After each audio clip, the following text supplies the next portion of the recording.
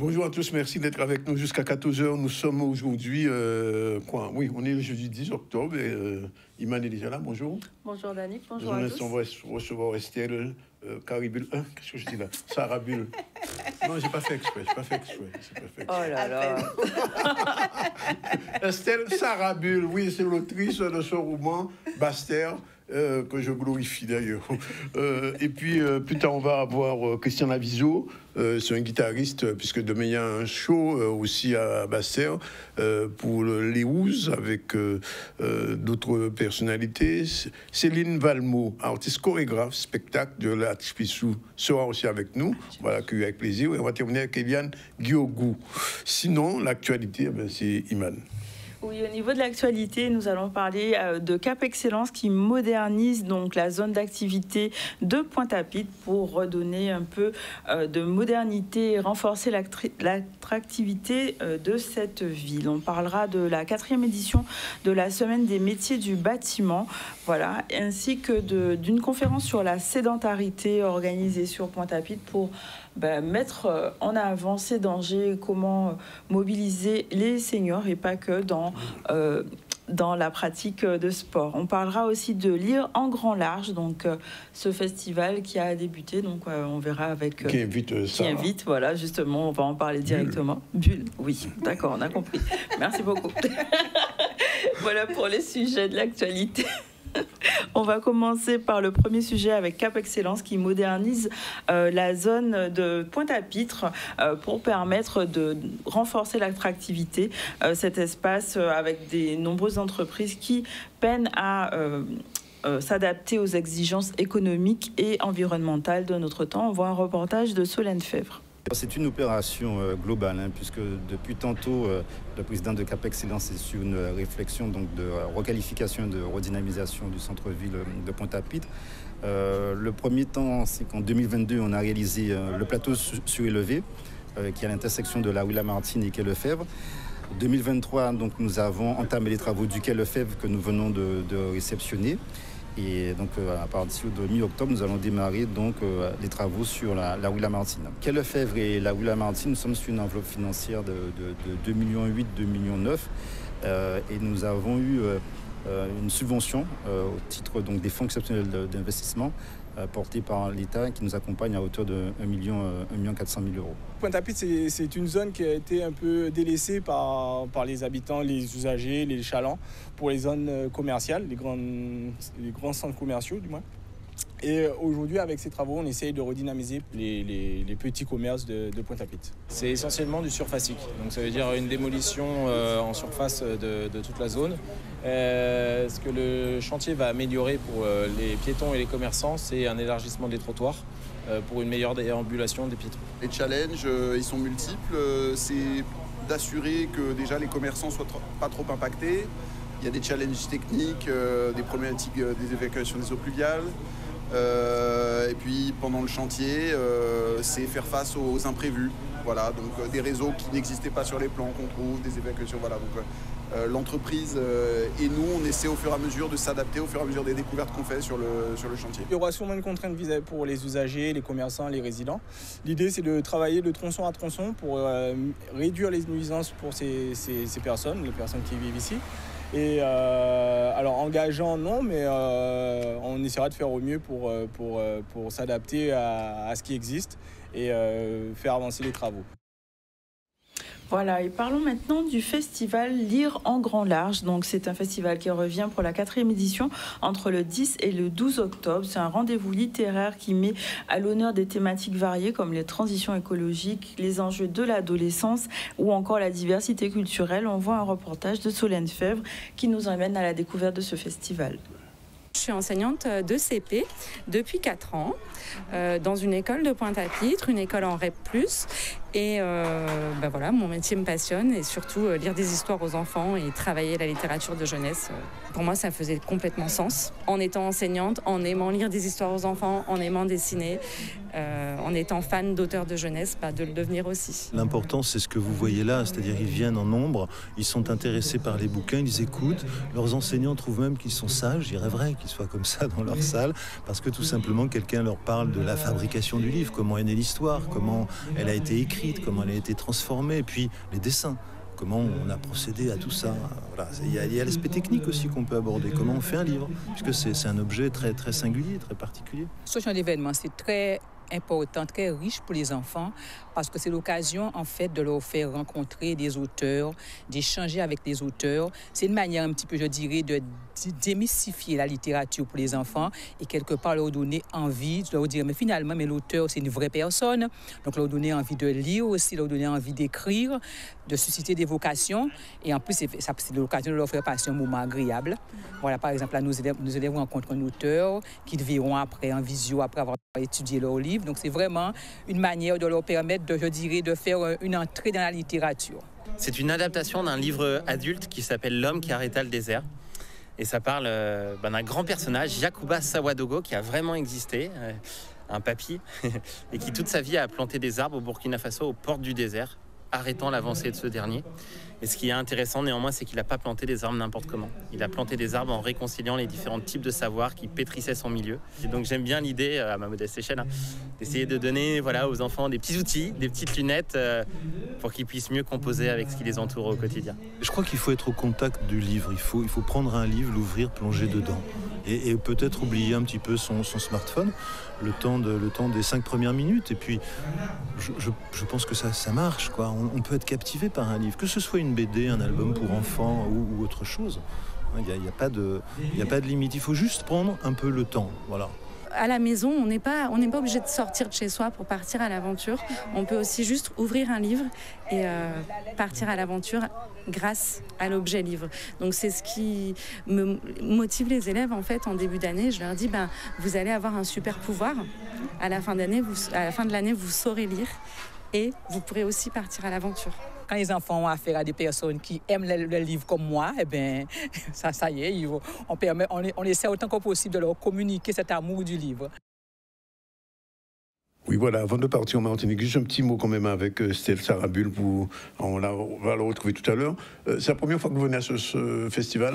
Alors, c'est la première fois que je viens physiquement, mais j'y ai participé l'année dernière en visioconférence depuis l'Hexagone. Donc, c'est mieux d'être en direct. C'est beaucoup mieux, oui. De rencontrer des jeunes ou des moins jeunes qui ont lu votre livre. On revient vers vous tout à l'heure parce que l'actualité nous appelle en Martinique. Bien sûr. Puisque, effectivement, depuis début de septembre en Martinique, la situation est particulièrement compliquée. Puisque vous le savez, il y a eu ce mouvement avec le R contre la vie chère. Et puis hier, il y avait un mouvement d'une manière générale en Martinique, une mobilisation générale un peu partout. Et résultat des courses, il y a eu des émeutes, il y a eu des charges de CRS. Et CRS sont revenus en Martinique, ils n'étaient pas là depuis 1959. Et donc les Martiniquais ne sont pas contents. Et il y a eu même un jeune qui a été tué.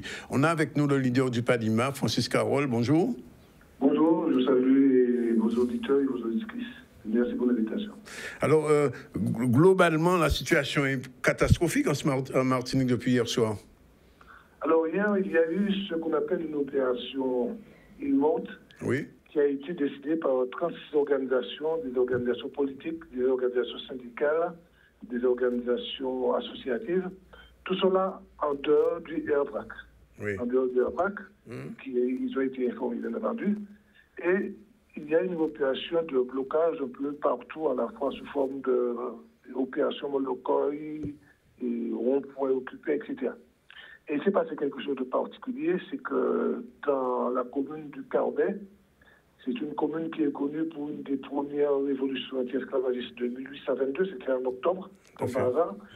Et les gendarmes ont voulu lever un barrage qui était un barrage filtrant pacifique qui permettait aux urgences de circuler.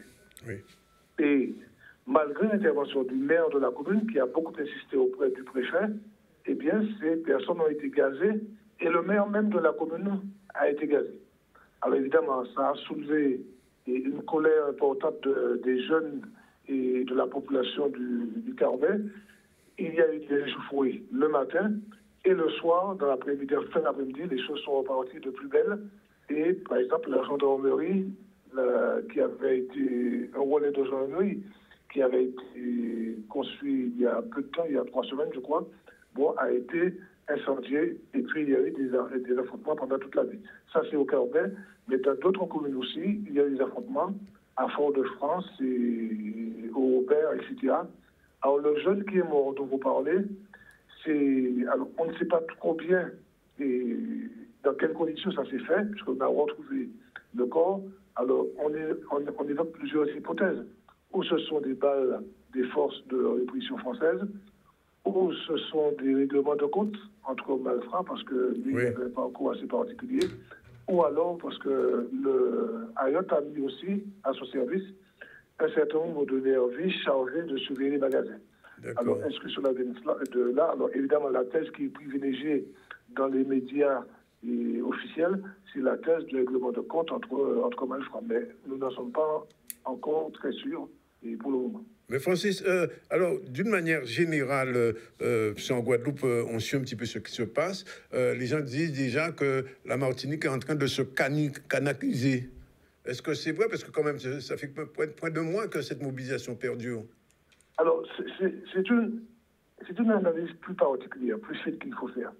Ceux qui sont à l'origine de ce mouvement, c'est la raison pour laquelle nous ne les avons pas rejoints. Au départ, oui. Au départ, demandent simplement l'alignement des prix sur les prix qui sont en France. Alors, ils ont un peu évolué, mais de notre point de vue, c'est une revendication intégrationniste, d'autant qu'ils n'étaient pas opposés, certains d'entre eux, au fait qu'on utilise l'octroi de mer, parce qu'il y a une campagne sur l'octroi de mer qui serait responsable de la cherté de la vie, ce qui n'est pas vrai, puisque l'octroi de mer en Martinique compte pour à peu près 4% en moyenne dans les prix des marchandises. Donc très peu de choses. Il faut chercher les vraies raisons ailleurs.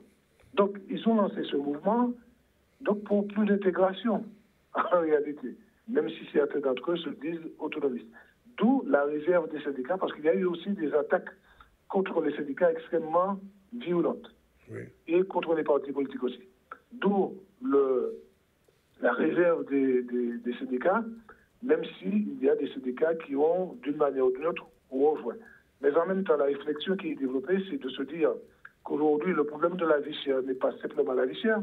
La vie chère, c'est la conséquence des bas revenus, de la pauvreté coloniale et aussi de l'extrême dépendance alimentaire. Et ces organisations essaient de travailler pour mettre en avant cette réflexion-là, parce que nous risquons, dans la manière dont les choses sont actuellement gérées, à un peu de baisse d'octroi de mer, un peu de baisse de TVA, sans que la question de fond, c'est-à-dire les marges réalisées par la grande distribution, ne soit réellement remise en cause. Alors justement, Francis, j'apprends qu'il y a en ce moment même une réunion de crise à la CTM. Tout le monde n'a pas encore les informations parce qu'elle n'est pas terminée. Est-ce que ça peut arriver à calmer le jeu ou alors réellement changer la situation économique des Martiniquais au vu de la vie chère et de la vie du carrément en Martinique? Parce que la question n'est pas seulement une question alimentaire. Oui, alors c'est pas véritablement une réunion de crise, c'est la poursuite de table ronde qui avait été engagée entre le RPRAC et la préfecture, les grossistes, etc., et la CTM. Et cela se passe à la CTM. Donc cette réunion a commencé à 10h, mais elle a eu du retard, elle a dû commencer vers 11h. Nous n'en avons pas encore, au moment où je parle, les résultats, mais c'est une réunion qui va porter uniquement sur la question des prix. Uniquement sur la question des prix? Uniquement sur la question des prix. Alors, ce qui était la plateforme revendicative du RPRAC. Alors, pas sur d'autres questions. Alors, l'autre question, c'est la dernière question que je vais vous poser, puisqu'on va peut-être revenir là-dessus plus tard. Sur le départ des CRS. Alors, sur le départ des CRS, le Parlement a très tôt lancé le mot d'ordre du départ des CRS, parce que chacun sait que, il y a eu une réunion le 24 décembre 1959 où on a demandé le départ des CRS. Depuis 65 ans, il n'y avait pas eu de CRS en Martinique. Et là, c'est la CR8 qui est venue. Nous avons fait voter une motion au Conseil à la CTM récemment, le 4, à la majorité. Il y a eu des abstentions du PPM, mais aussi des gens du PPM qui ont voté pour, si bien que cette motion a été adoptée. Ce que nous voyons aujourd'hui, c'est que beaucoup de gens se posent la question de savoir s'il faut poursuivre les revendications ou mettre comme condition de la poursuite des revendications le départ des CRS. En tout cas, il semble, quand on écoute par la population, il semble que l'idée est en train de faire son progrès. Les gens demandent le départ des CRS et de véritables solutions. L'autre point qui apparaît aussi, c'est le départ du préfet et le fait que les négociations soient menées à un niveau gouvernemental et non pas simplement avec le préfet. Merci Francis, en direct de la Martinique pour ces informations. On a l'occasion d'y revenir bien évidemment, puisqu'on devrait avoir Béatrice Bidine d'un petit moment, puisqu'elle est en ce moment même à cette réunion qui se fait à la CTM. Mais on va revenir à des considérations plus calmes, puisque Estelle Sarabul, enfin, elle entend la vie. La vie n'est pas toujours très simple aux Antilles. Ben, de toute façon, c'est la même situation en Guadeloupe. Hein. Moi, je suis solidaire des Martiniquais, puisque c'est la même chose. Bon, mais c'est bien de le dire. Voilà, alors, je disais donc, Estelle, qu'on avait reçue il y a quelque temps, elle devait nous présenter son bouquin que j'ai toujours plaisir à présenter, qui s'appelle Bastère, comme moi qui suis bastérien, donc je suis très content. Bon, alors, comment ça va se passer, ce festival pour vous? Parce que l'autre fois, c'était en distanciel. Cette fois-ci, vous allez être en contact avec des jeunes, avec des lecteurs. Comment ça se passe pour un auteur de rencontrer ces lecteurs? Eh bien, j'y serai dès cet après-midi. C'est un festival qui est ouvert au grand public. Hein. Oui, c'est pas uniquement pour les scolaires. Donc, c'est vraiment gratuit, ouvert à tout le monde. Et dès cet après-midi, je serai là pour rencontrer le public. Et à partir de demain, je vais faire une présentation de 2 romans. Oui. Mon roman Jeunesse le matin, L'Embrasé. Oui, oui.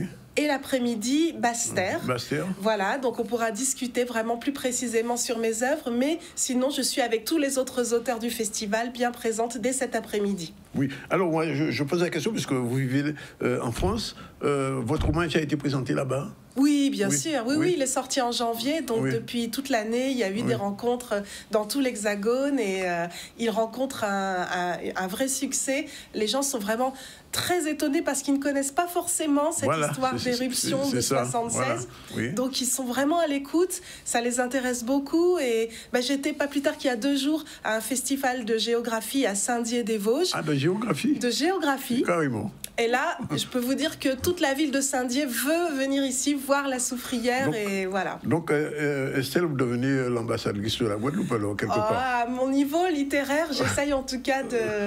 Non, mais c'est bien. De toute façon, vos ouvrages traitent de votre pays. Je ne vais pas dire d'adoption. Hein. Ah non, ça me vexerait. D'origine, parce que vous êtes une Guadeloupéenne aussi. Oui, Mornalo, comme je disais, la serre Mornalo. C'est mon Mornalo. C'est mon Mornalo. Donc, peut-être je dis mon Mornalo qui dit que oui, on les va si Bastère. C'est ça. Et qu'il faut qu'on les va si Mornalo aussi. Mais déjà, dans La Chien qui a échappé paquet, mon premier roman, là, oui, c'est vrai. Je parlais déjà d'origine. Non, mais c'est bien qu'il y ait des autrices, des gens comme ça qui prennent à cœur leur pays d'origine et qui, justement, traduisent dans la littérature.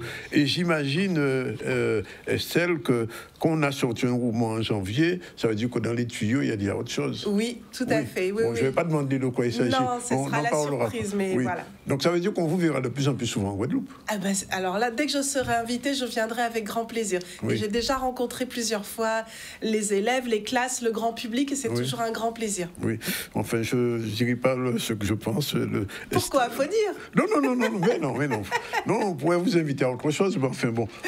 Ah oui, mais j'écris pas de BD, mais sinon ce sera avec plaisir. C'est Sarabul, c'est pas Carabul, c'est pas pareil. Non, voilà. Oui. Mais enfin, peut-être que ça viendra. Ça viendra peut-être. Ça viendra sans doute. En tout cas, merci d'être venu. Merci beaucoup. Et puis, pour les Guadeloupéens qui vont vous rencontrer cet après-midi, demain, vous serez encore là. Ça dure jusqu'à samedi. C'est ça, le festival, il est de jeudi à samedi, 9h, 17h, jeudi et vendredi, et samedi, 9h, 12h30, ouvert à tous. Estelle Sarabul, qui est l'ambassadrice sur la Guadeloupe désormais. Oh, c'est très gentil. Je suis honorée que vous me donniez ce titre, mais je n'ai rien dit. Oui, on vous donnera même une banderole avec quelque chose écrit ambassadrice sur la Guadeloupe. En tout cas, merci pour la Guadeloupe et merci pour ce que vous faites pour notre pays. Merci. Et on va revenir. Alors, est-ce qu'on a déjà, madame? Non, on n'a pas encore, madame. Donc, on va revenir à l'actualité.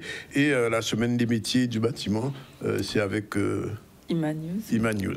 Donc le secteur du bâtiment est en plein essor et pour faire face à des défis de grande taille, notamment en matière de recrutement et de transmission des savoir-faire, la 4e édition de la semaine permet de mettre justement en lumière les opportunités d'offres dans ce secteur. On voit un reportage d'Olivier Félix qui nous permet de voir la sensibilisation pour les jeunes aux différentes carrières qui sont proposées.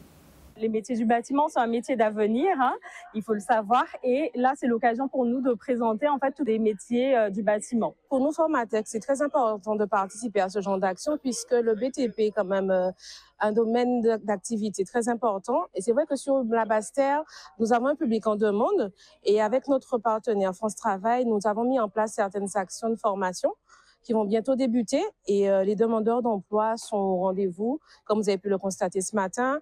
Ils viennent découvrir différents ateliers à la rencontre des formateurs qui leur expliquent, puisque parfois ils entendent parler des métiers sans vraiment connaître les outils et connaître les débouchés. Donc là, avec la rencontre des formateurs qui sont certes formateurs professionnels, mais aussi des professionnels sur le marché parce qu'ils sont chefs d'entreprise, ça permet effectivement d'avoir une idée et de tous les débouchés, connaître les outils, etc.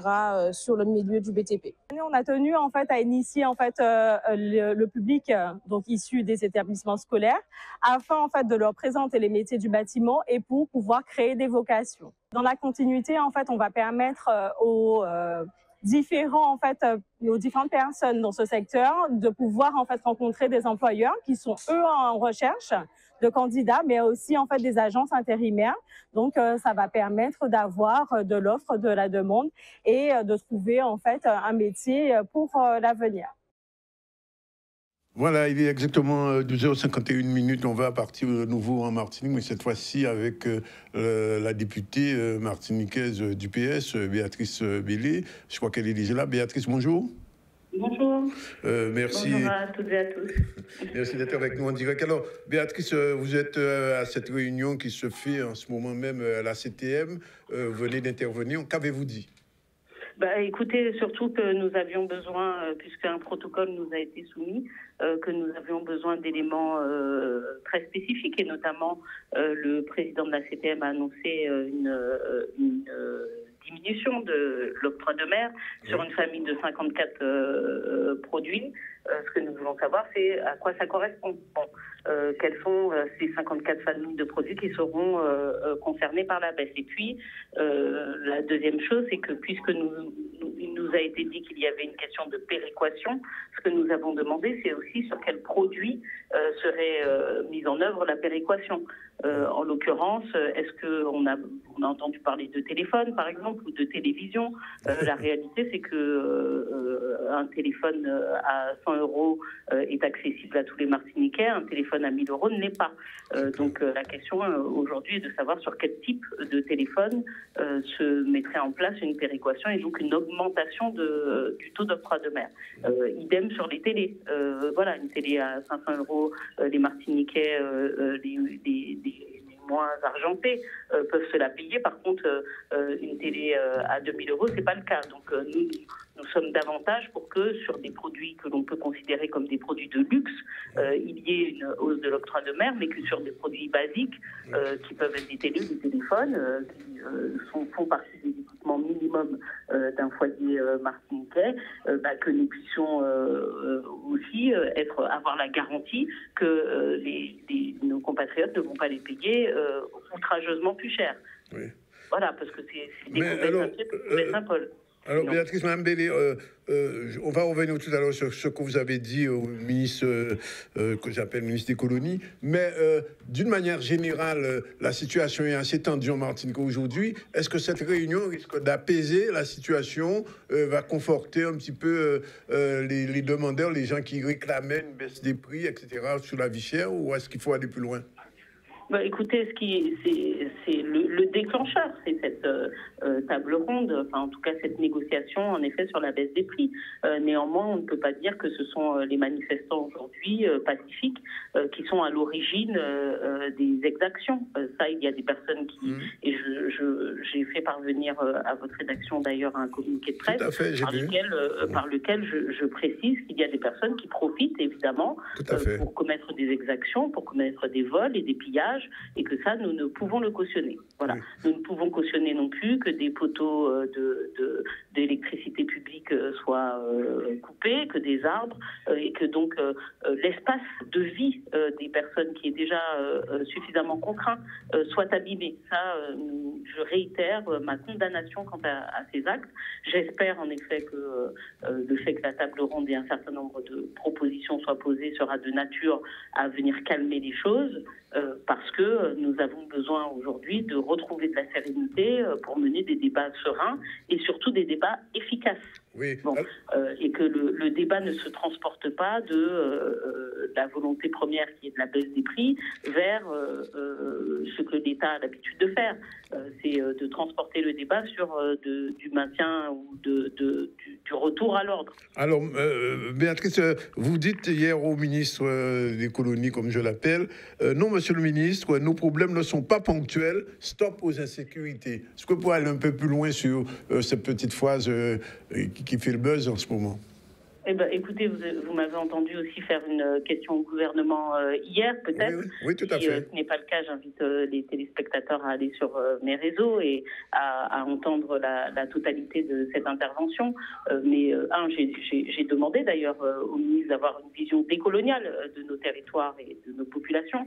Vous savez, ce qui m'agace prodigieusement, c'est que si ce qui se passe chez nous s'était passé sur le territoire continental français, il y a longtemps qu'il y aurait eu des plans Marshall, il y a longtemps qu'il y aurait eu des mesures de protection, il y a longtemps qu'on aurait interdit que les Français soient à 30% de taux de pauvreté, que 50% de la population française vive avec moins d'un SMIC, que nous n'ayons pas accès au logement, que nous ayons des transports défectueux, que nous ayons des réseaux d'eau défectueux. Donc aujourd'hui, ce que nous disons, c'est qu'il ne faut pas nous regarder de loin.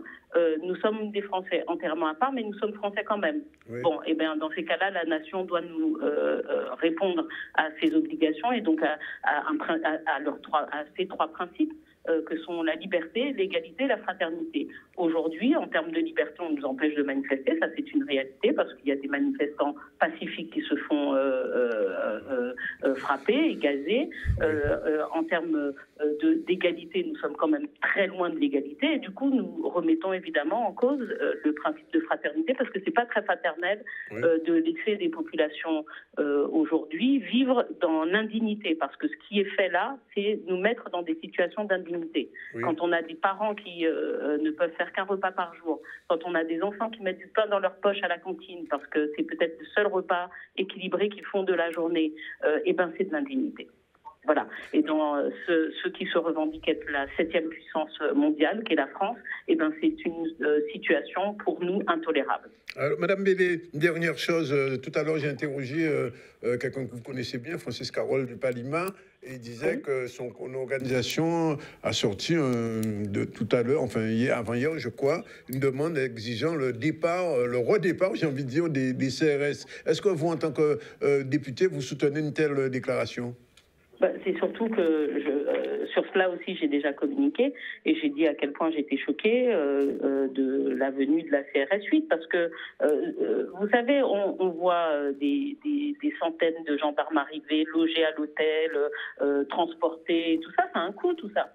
Bon, est-ce qu'il n'aurait pas été plus utile de la part de l'État de transférer ce coût en faisant de la continuité territoriale, en travaillant à la baisse des prix, en nous mettant dans des conditions de refaire nos réseaux d'eau, en nous mettant dans des conditions de financer nos réseaux de transport? Est-ce que ça n'aurait pas été plus utile que ce qu'ils font aujourd'hui? Et c'est pour ça que je vous dis, le report du débat sur des questions de sécurité nous paraît aujourd'hui inadmissible. Voilà, et des questions ou des réponses des réponses concrètes aux questions que nous avons posées auraient été données, qu'on ne serait pas dans cette situation, très clairement. Voilà, et qu'on le veuille ou pas, oui, je condamne les exactions, mais vous savez, on a une jeune population qui n'a pas de culture politique. Et aujourd'hui, sa seule façon de s'exprimer, que nous réprouvons, je le répète, mais sa seule façon de s'exprimer, c'est la violence. Bien. Voilà. Et quand vous allez au-devant de ces jeunes, ils vous disent, mais vous voulez qu'on vous parle comment? Quand? Voilà. Comment on peut vous dire qu'on est dans un principe aujourd'hui où on ne voit pas le futur, on ne voit pas ce que l'on va pouvoir faire. Vous êtes là, vous avez votre âge, vous avez des métiers, nous on n'en a pas. On est obligé de s'exiler pour pouvoir trouver un boulot, pour pouvoir trouver un logement. On est obligé de vivre chez nos parents. Tout ça, aujourd'hui, il faut que ça s'arrête. Bien, Béatrice Bellé, merci. En toute façon, on vous attend en Guadeloupe en direct sur notre plateau un de ces jours. Vous viendrez parler des problèmes martiniquais, des problèmes de la femme nouvelle députée de la Martinique. On vous attend avec impatience. Voilà. Eh bien, ça sera avec grand plaisir. Merci beaucoup. Voilà. Merci Béatrice. Il est 13h. On va prendre la première pause et on se retrouve tout à l'heure pour la suite du programme avec nos prochains invités. Christian Aviso, guitariste extraordinaire, qui sera un spectacle demain, et aussi la danseuse Céline Valmont. Tout ça dans la deuxième séquence du ZT là tout de suite.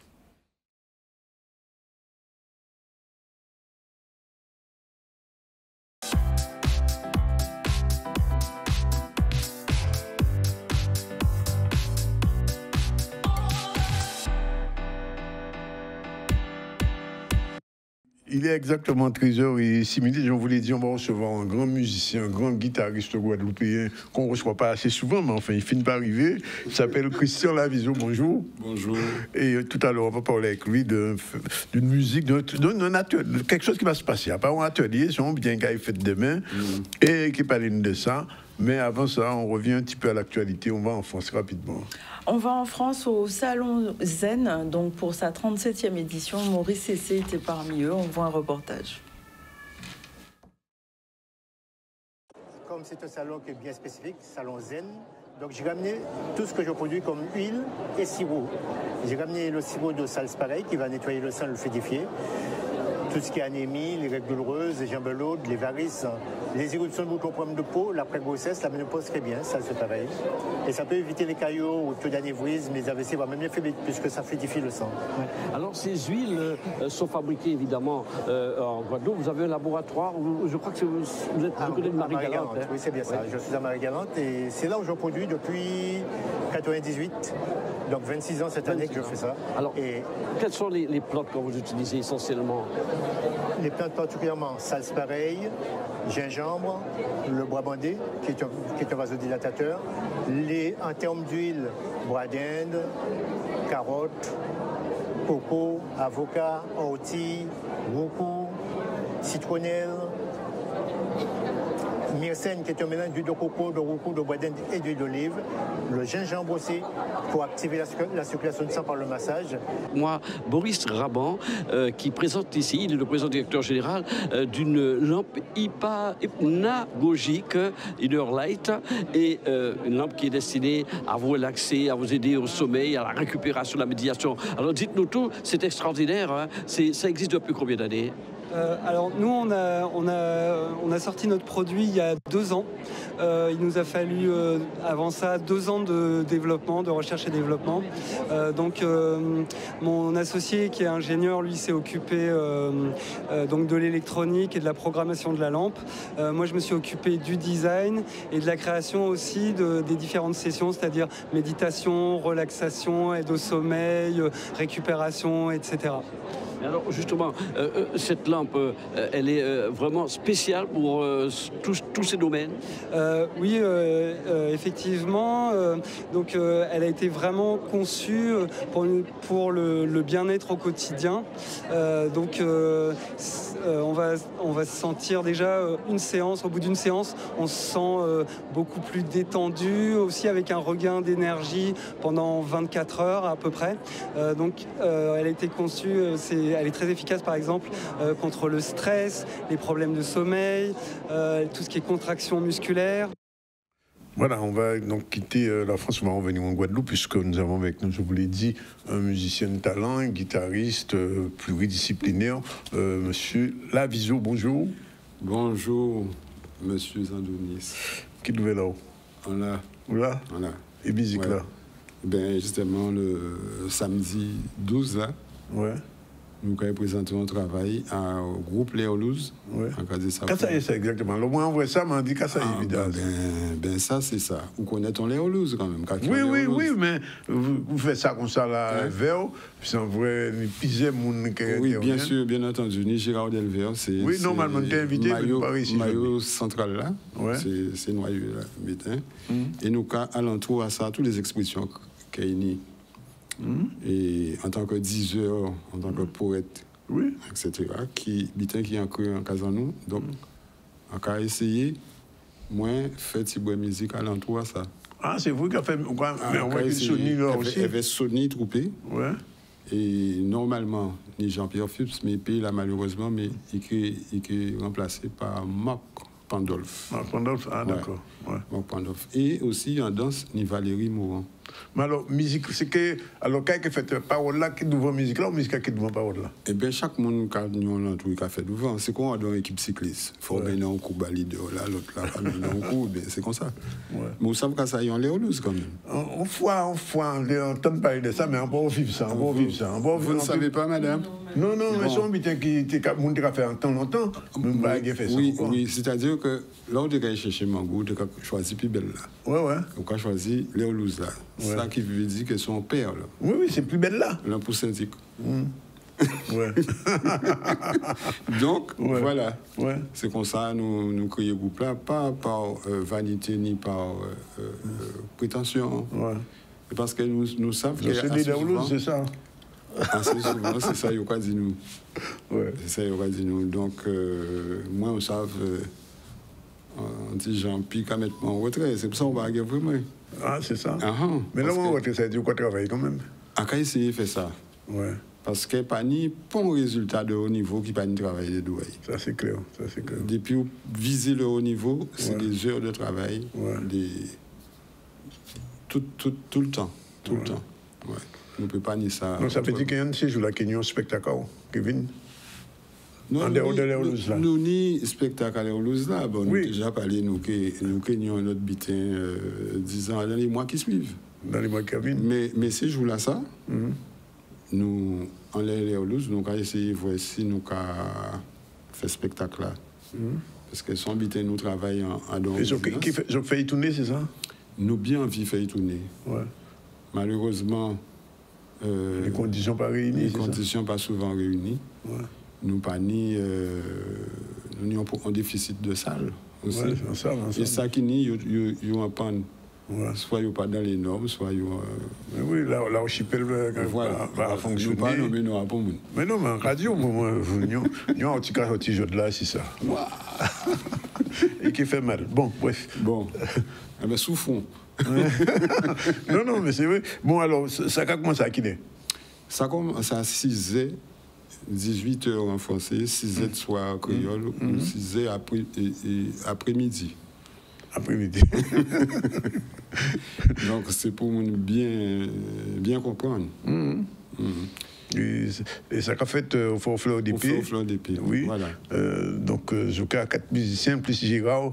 Puis sans ça, Girard, nous l'habitat à Ballet. Oui, Girard sont musiciens de la voix. Oui, voilà, c'est la voix. Et donc, non seulement ça, il y a une certaine originalité. Aussi. Et puis, qu'elle travaille aussi au niveau. Travail, comme d'habitude. Ouais. Et comme ça, on s'est dit, le haut niveau, pas qu'on obtienne ça, pas ça, peut-être ni des gens qui disent ça.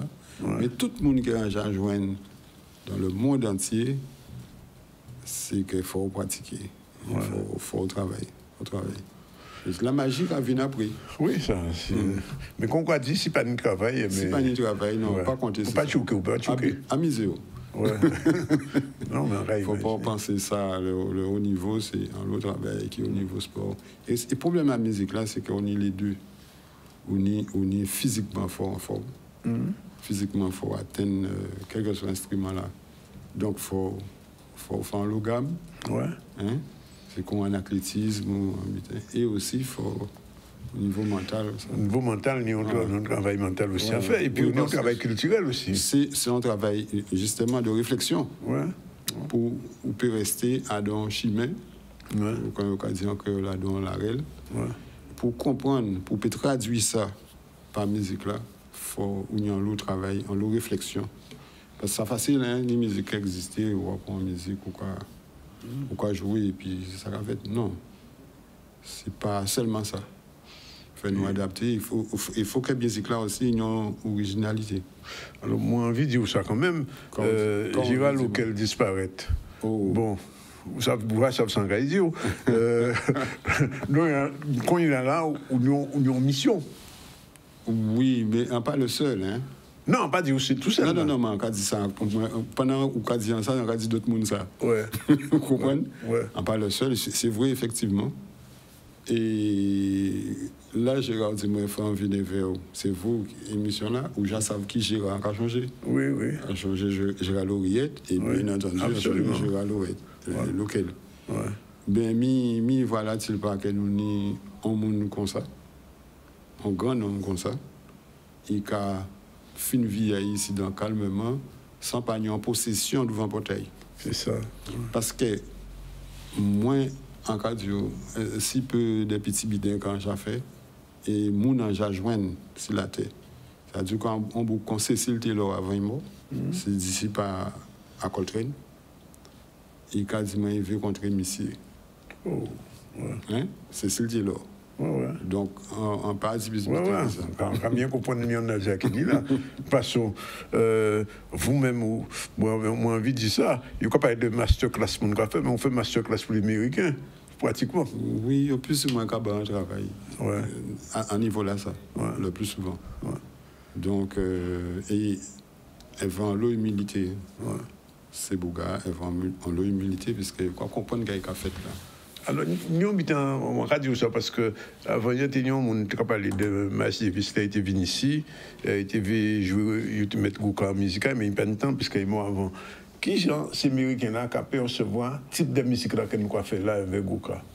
On va parler des jazzmen, puisqu'au contraire, il y a un paquet, il a venu ici, il a fait musique vers, parce qu'il y a un style de musique qui c'est jazz qu'ils ont inventé, mais nous l'avons inventé dans nous, là, il y a un contraire, qui gens y a senti musique là ça? Eh bien, en fait, vous savez, on y, comme tu as parlé, de l'aspect mental, de la réflexion, de tout ça. On y ça, c'est Bouga Katan. Ouais. C'est Katan, il faut comprendre. Mais on y ça, il prend un ventard aussi. Ouais. Et là, pas ni moyen échappé. C'est le premier bitin, exemple, beaucoup Kenny Garrett, dis-moi. Ouais. Il en laisse un avec moi, mais quasiment il a senti qu'il a parti. Carrément. Ouais. Quand j'ai changé l'expérience, nous avons fait Bastien, tu as monté aussi. Voilà. Eh bien, il a tout veillé comme ça. Il n'a pas forcément tout veillé comme ça en musique, sauf au moment où ça a loin, très très loin. Et ni le fait de ces Américains là assez impressionné, puisque il y a un travail, il y a un travail. Ouais. Parce qu'il n'y a pas considéré comme plusieurs monde, il n'y a pas considéré comme un seul monde. Ouais. Différent ça, non? Ouais. Donc, on est en tête, on est en mode qu'on Coltrane, tout le monde veille, mais Coltrane, pour le monde, pas veille, c'est qui est plus loin. Et il y a tout restant ligne là, qui descend, ligne à Charlie Parker, ligne à tout le monde. Et on a dit, qui gens ont fait voir notre bitin? C'est ça la question là. Hein. Puisque j'ai un travail. Je vais parler des gens qui véritablement veulent faire Gouka, veulent instrument, qui pas qu'à faire jazz pendant le rythme à tourner. On peut faire ça, mais ça c'est un autre bitin, puisque ça pas qu'à poser un problème, ça, puisque ils savent qu'il y a fait là. Mais ça qui a vu original et authentique, avec ces mélodies-là, on dit, mais on leur prend ça, on leur prend ça, on leur a trouvé ça. Et même les Africains ont dit ça. Mais bien sûr. Mais ils ont senti que c'est eux aussi. Ah, ils ont trouvé eux. Bien sûr, bien sûr.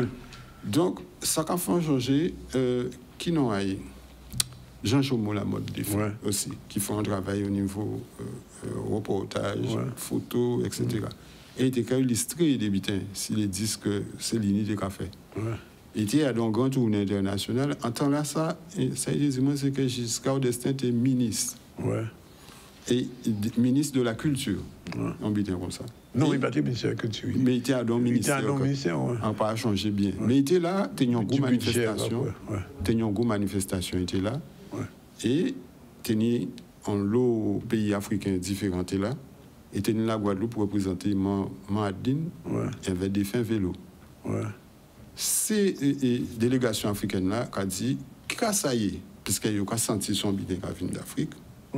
Mais ils ont dit, mais ils n'ont pas à comprendre qui côté ils sont sortis, si c'est à l'ouest, si c'est. Et puis, Jean a traduit vélo. Et vélo dit Jean, ça le bitin pédio, c'est quelle musique là, ça?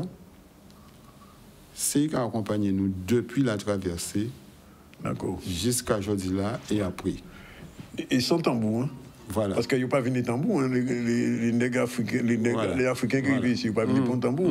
Ouais. Mais comme tambour là, et il a, il faut faire pousser, c'est la nature.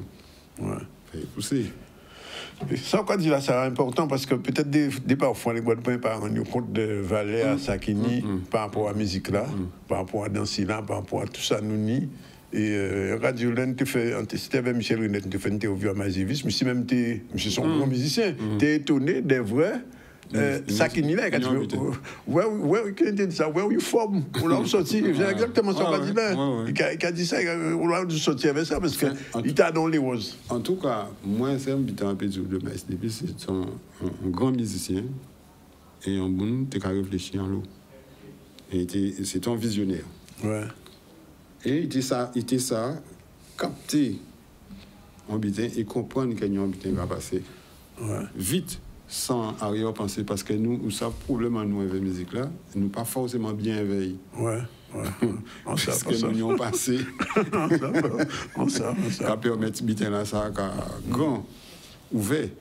Donc, Maïs, en tant que musicien, tu peux reconnaître la musique là, mais. Même zouk là, même pour ça aussi. Même pour ça. Mais moi, et problème à il dit moi, qui on travaille comme ça. Parce que nous, ici, dans le passage, en ayant amis, on parlait de Dominique Gaumont, il ne peut pas comprendre. Un guitariste guadeloupéen et guyanais. Il jouait Maïs. Il jouait avec Maïs aussi. C'est Dominique. Milo Silenou. Oui. Et c'est Dominique qui présentait moi à Maïs. Ah, d'accord. Donc, quand le monde passe, il y a dire ceci, cela.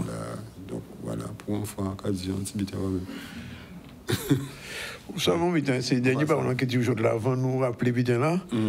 Ou quoi jouer musique là, ou quoi faire 10, tout ça. Mais il faut marquer le livre là. Danick. Ouais, ou quoi dire ça très souvent. C'est la troisième fois qu'on a dit ça. Oui.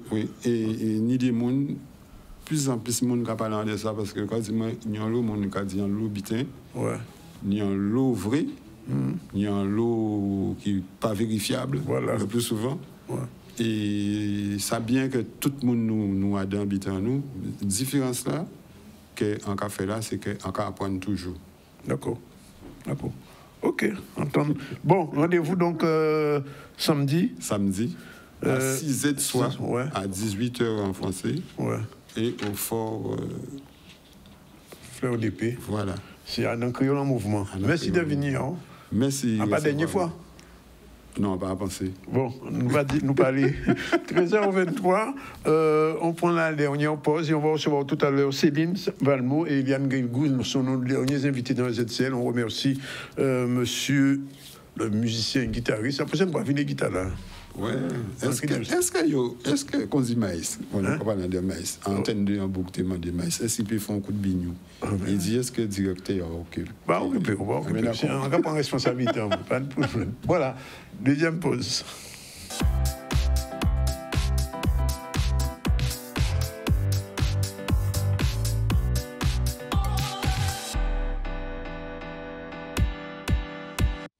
Voilà, il est déjà 13h30, il n'y a pas de JCL le jeudi, non?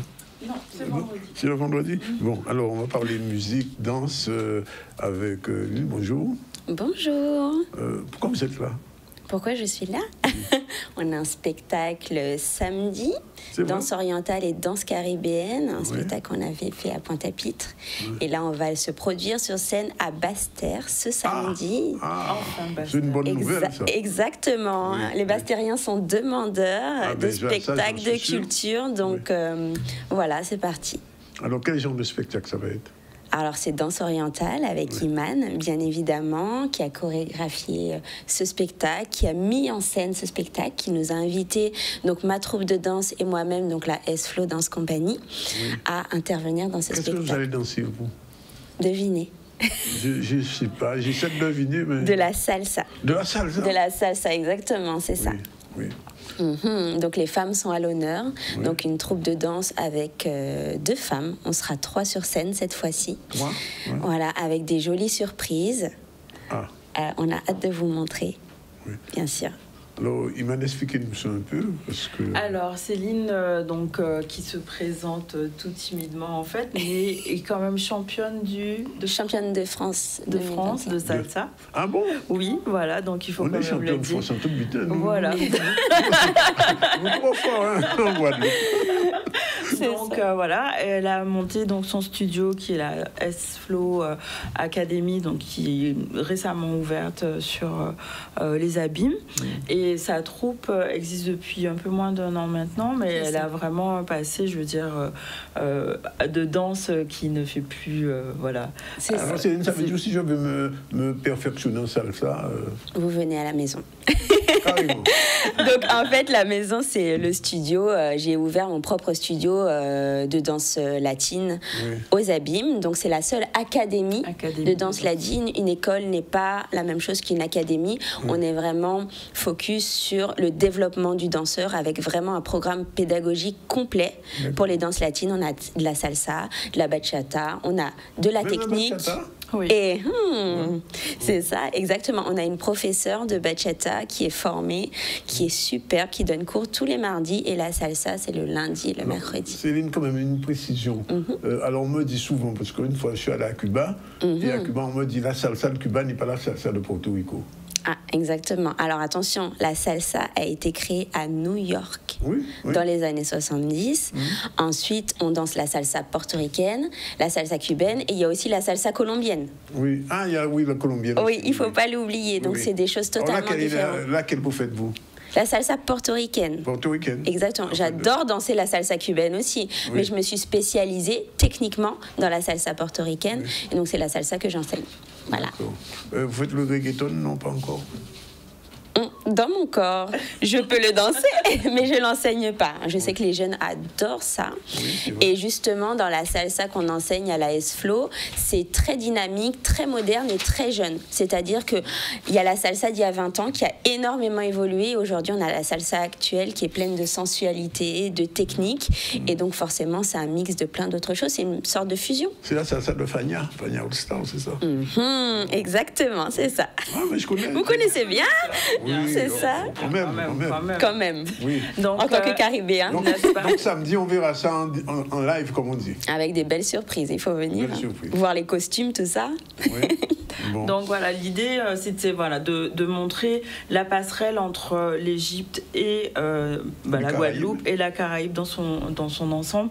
Donc c'est pour ça que Céline intervient avec sa troupe lors du spectacle à Tchepsou. C'est vraiment pour créer des ponts et des passerelles entre des univers qui, on peut penser initialement, ne sont pas liés, mais en fait c'est à nous de créer la liaison, et la danse elle est vraiment universelle. Donc venez voir ce spectacle qui vaut le déplacement jusqu'à Basse-Terre, n'est-ce pas? Non, c'est pas jusqu'à Basse-Terre. À Basse-Terre. Non, merci. mais juste Basse-Terre, on dit ça tout le temps. Non, j'ai pas juste Basse-Terre. Donc là, non, on va casser les codes. On va rester juste Basse-Terre. Non, on va casser les codes. Voilà, on va à Basse-Terre. Et en plus, Basse-Terre, c'est la capitale. Tout à fait. C'est pas des habits, mais la capitale. C'est l'occasion de venir voir cette belle salle. Madame Guégou, sur la tête, elle dit, parce que l'ancien préfet avait voulu mettre la capitale aux Abîmes, vous savez ça?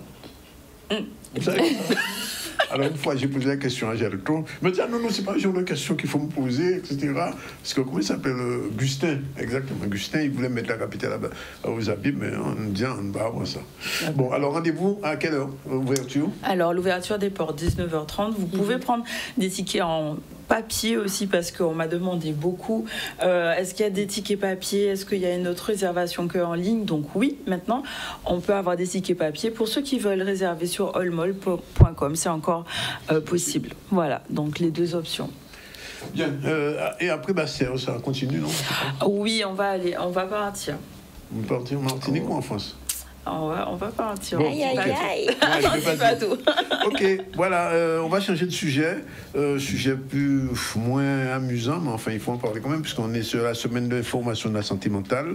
C'est important. Justement, avant-hier, on recevait un responsable, un ancien infirmier libéral, un ancien infirmier psychiatrique, qui est un ouvrage. Il faut le lire, cet ouvrage, madame. Je veux de M. Frédéric Mougon.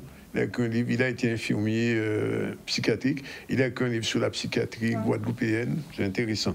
Bien, alors, en mouvement pour notre santé mentale, qu'est-ce que Cap Excellence fait de particulier pour la santé mentale?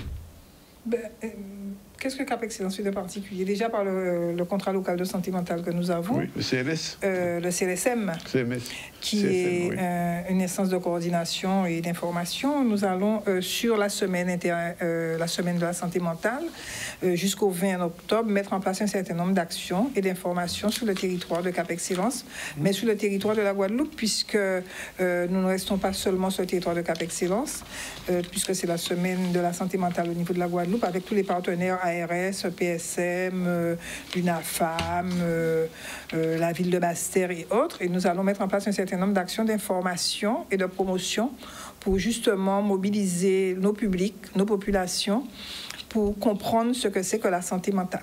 Alors, comme nous avons un petit causé déjà ce soir à Bimao, un petit causé demain aux Abîmes à partir de 17h et un petit causé le 17, justement pour pouvoir discuter de manière, je dirais, très simple sur ce que c'est que la santé mentale avec la population et les professionnels. Alors, j'allais dire que Mme Guigou, vous êtes vice-présidente de la commission Affaires sociales et insertion.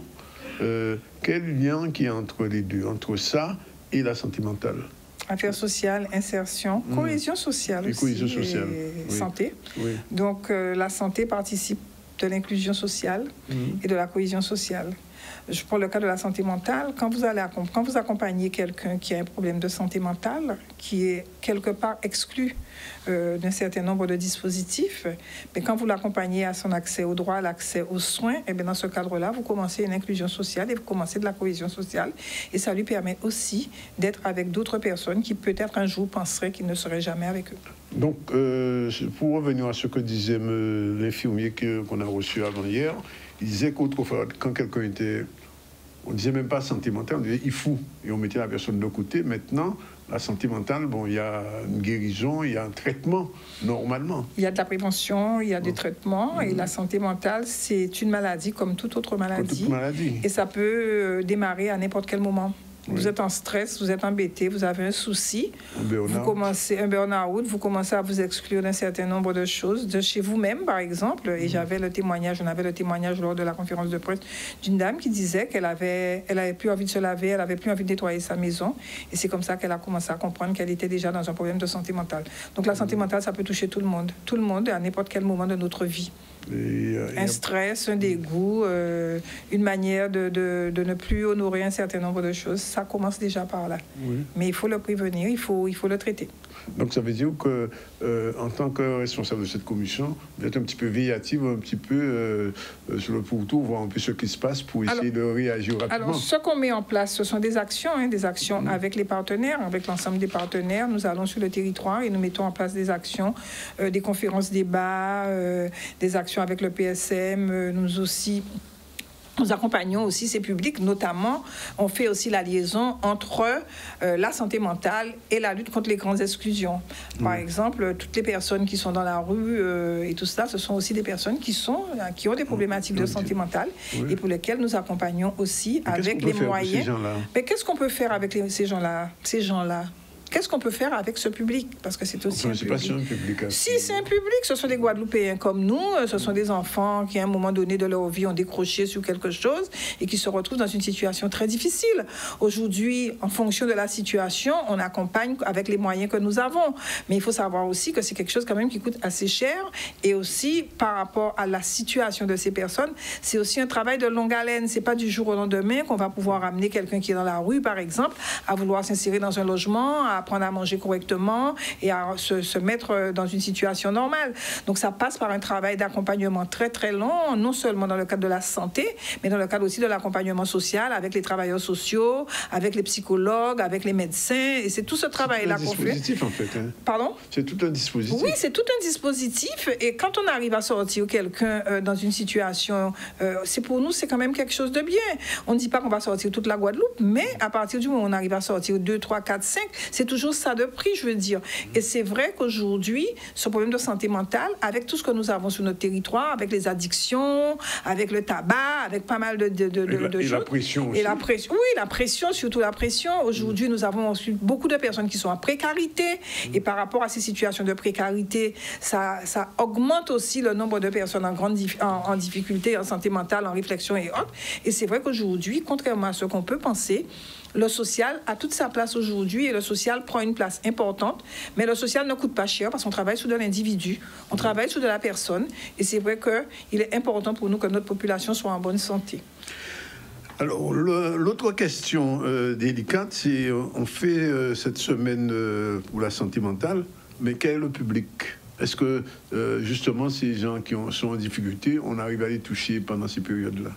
On arrive à les toucher, je dirais, assez régulièrement par rapport aux dispositifs qui sont mis en place avec le SAMU social, par exemple, qui fait, pour ceux qui sont dans la rue, ce qu'on appelle les maraudes. Et dans le cadre de la Nuit de la Solidarité, le 17 octobre, dans le cadre de la journée de lutte contre la misère, nous organisons pour la première fois en Guadeloupe la Nuit de la Solidarité. C'est une nuit, enfin, on ne la fera pas la nuit, mais on la fera de 16h à 21h pour aller à la rencontre de ces publics, les recenser, voir quelles sont leurs problématiques et voir comment on peut mettre en place un accompagnement. C'est une action qui se fait avec l'État, avec les CCAS et avec Cap Excellence. Oui, donc le slogan, c'est bien en mouvement pour notre santé mentale, c'est ça? En mouvement pour notre santé mentale aussi, ça va nous permettre, et le village final se termine à Basse-Terre et ce sera certainement très...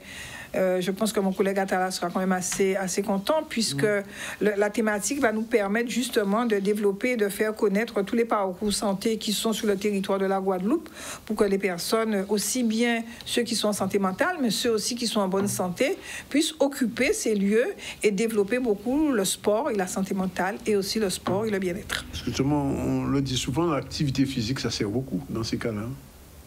L'activité physique est importante, vous le dites à quelqu'un qui n'en fait pas, c'est quand même dommage. Ah, vous n'en faites plus? Pas beaucoup. Moi, j'en fais très peu. Bon, en tout cas, je vais reprendre. Parce vous venez aussi le mercredi, il y a une dame qui est spécialisée dans... Bon, mais je la verrai alors. Non, sérieux. Demandez à Iman, elle va vous dire. Non, l'activité physique aujourd'hui, pas aujourd'hui, mais depuis tout le temps, a toujours été quelque chose de fondamental pour la santé de l'humain. Oui. Ça vous permet de vous ressourcer, ça vous permet de revoir un certain nombre de choses, ça vous permet d'être beaucoup plus calme et de vivre sainement.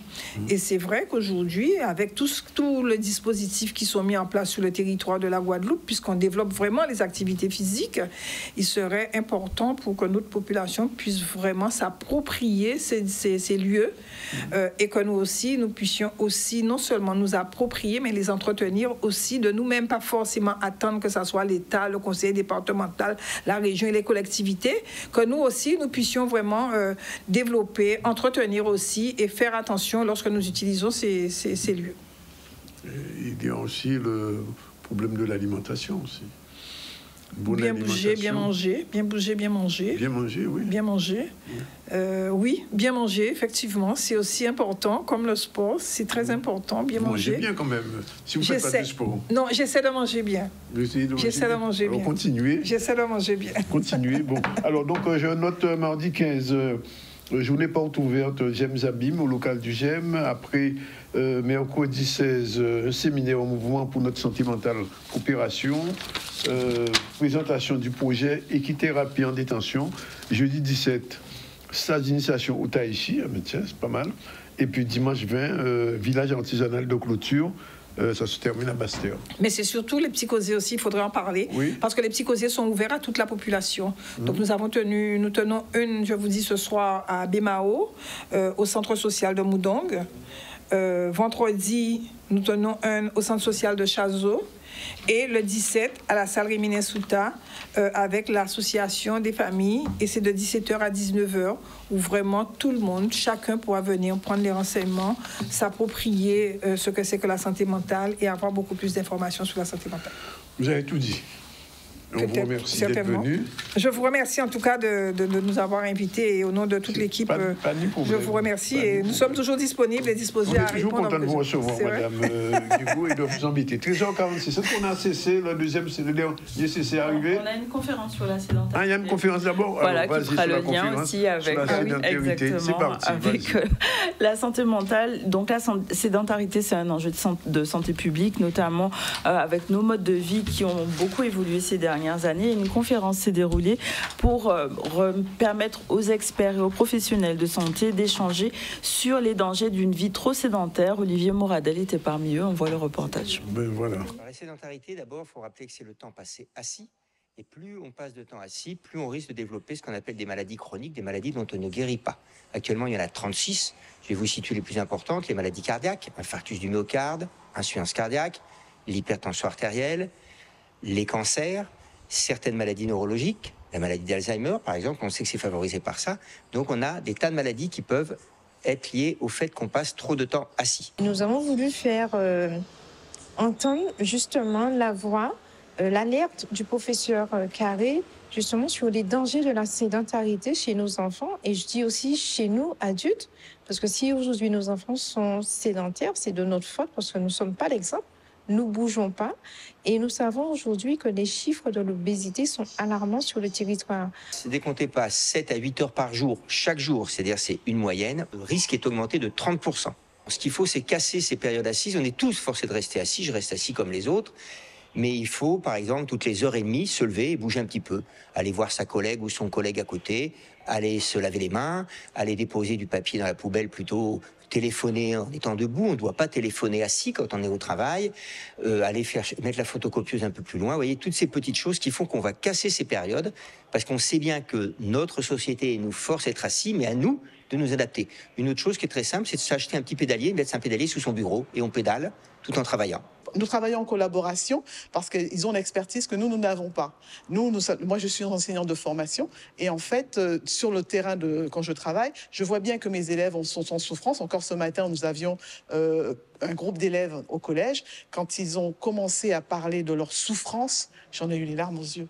Les enfants qui sont en souffrance, qui pleurent, parce qu'on les met de côté, parce qu'ils sont un peu plus forts que les autres, ont du mal à gérer et on leur dit tout ça, où sont bitin? Tu es une chose, tu es un objet. Et donc ça vous bouscule. Et des enfants comme ça, la gosse en voit un certain nombre. Et nous, on avait besoin de l'expérience de la gosse pour nous aider à comprendre et savoir dans quelle orientation, vers quelle direction on allait porter ce projet-là. J'espère qu'aujourd'hui, quand on sortira de cette salle, on aura cette impulsion de se dire qu'on va agir, qu'on va changer les mauvaises habitudes et avoir un environnement plus favorable à pratiquer l'activité physique et de se dire que faisant de cette Guadeloupe un territoire où il fait bon de bouger.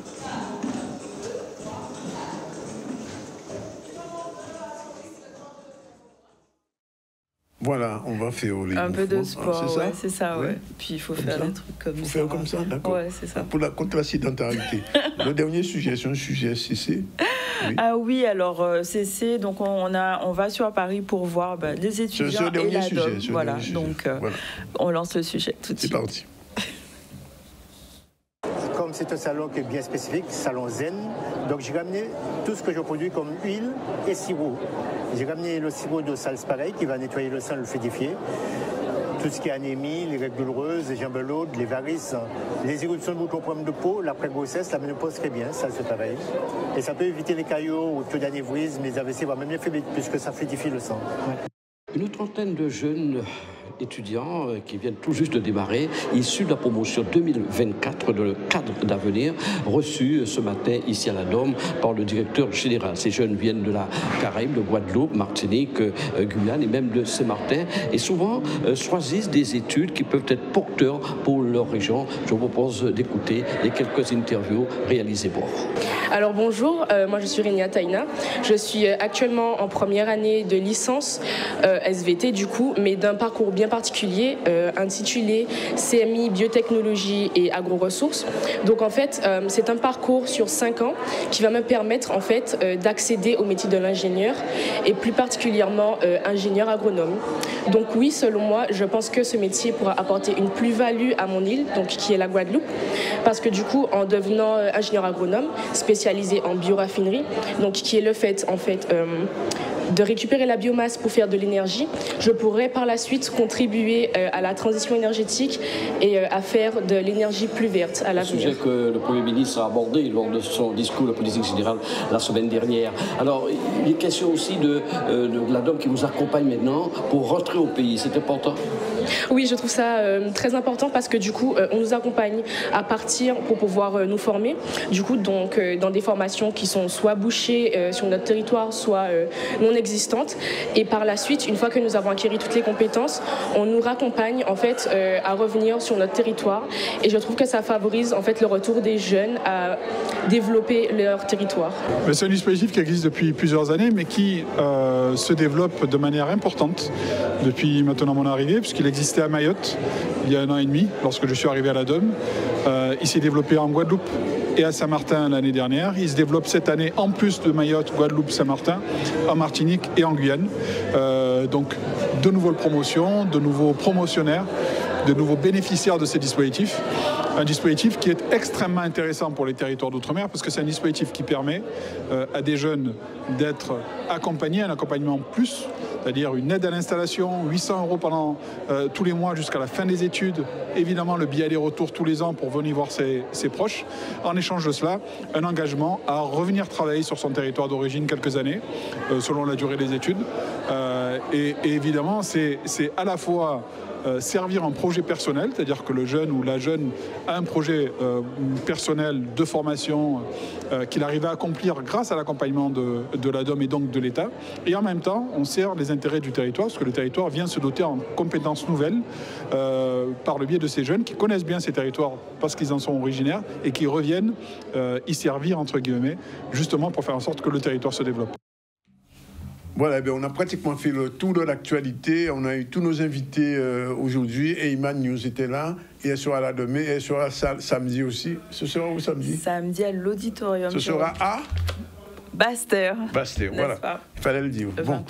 Bien, je rappelle qu'on a reçu, donc, au début, on a fait un point d'abord sur la Martinique avec Francis Carole, le leader de du Palima, avec qui on a fait un peu sur ce qui s'est passé hier soir au Caraïbes, pardon, on a des images particulières et la réaction des forces de l'ordre. Ensuite, nous sommes allés aussi, toujours en Martinique, mais cette fois avec Béatrice Bellé, nouvelle députée de la Martinique, PS, avec elle était à la conférence, à la table ronde qui se fait en ce moment même à la 7e. Elle nous a expliqué un petit peu les limites de ce qui vont être fait. Alors, premièrement, il y aura une baisse de 40% sur l'octroi de mer, mais ce n'est pas suffisant.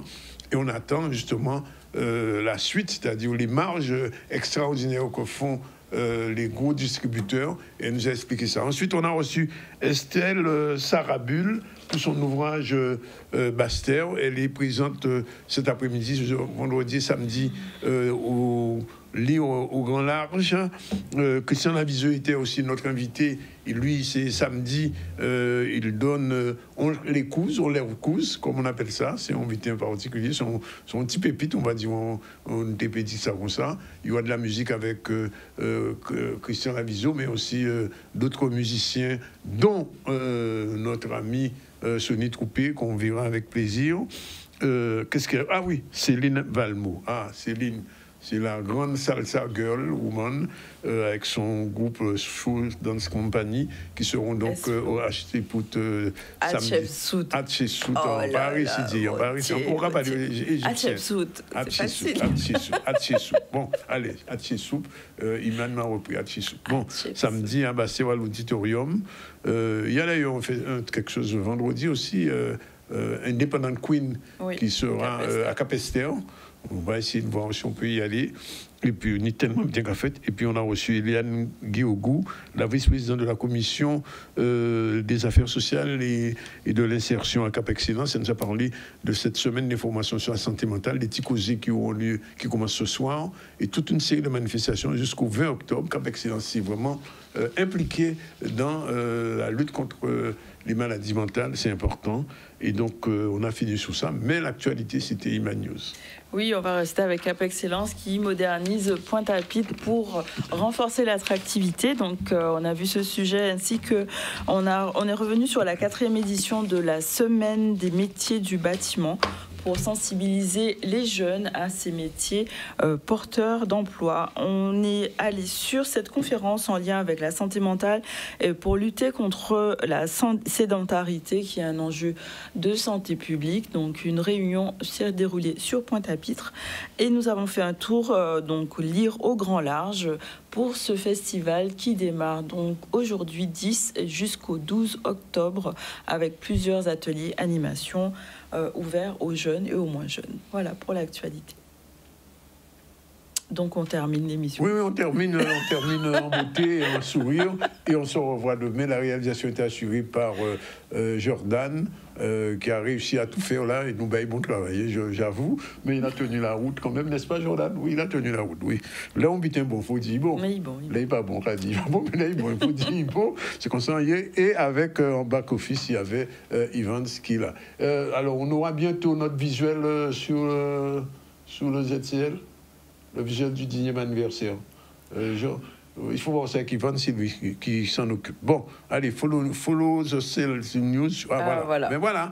Mais désormais, tous les jours, on doit le voir. Mais puis en réduit, on va le mettre en réduit en bas à gauche, plus petit, de manière à ce que les gens sachent que le 10e anniversaire. Il y a un gars là qui se prépare. On aura l'occasion d'y revenir. On va revenir dessus, oui. Voilà. À bientôt, à demain. Le département de Guadeloupe a présenté leur loose révélée à Patoudi, Christian Lavizo, Marc Pandolf, Valérie Mourant, Sonny Troupé et Gérald Delvet, samedi 12 octobre à 6h30, passé midi, au Fond Fleur d'Épée, Rosier. Un spectacle qui a fait en l'arrêt la créole en mouvement, jusqu'au 26 octobre. Leur loose, c'est un spectacle qui a lié de musique, danser et belles paroles. Tout programme là, c'est www.cg97yon.fr.